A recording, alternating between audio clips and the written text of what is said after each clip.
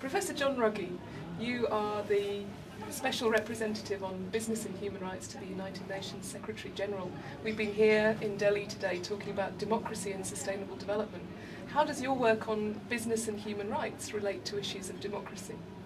Human rights are at the very essence of democracy, whether it has to do with the right of information, and the right of life, liberty, and the security of the person.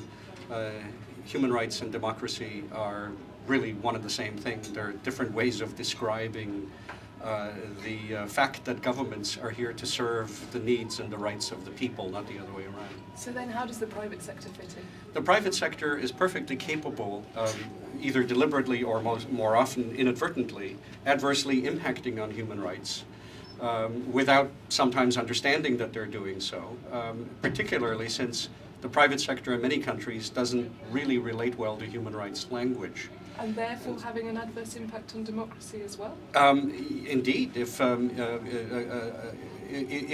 the impact on communities, for example, undermines the livelihood, the viability of a community surviving because a river is being polluted or diverted and the like, it certainly has an impact on the ability of that community to express its own democratic views and to its sustainability as an organized community. And businesses affect those sorts of things all the time, whether they're in the infrastructure industry or mining and oil, particularly because they're large footprint industries, but even large manufacturing plants take over land that was previously land for peasant farmers, and the sustainability of the livelihood is gone, and people get displaced. That affects the quality of democracy, of course.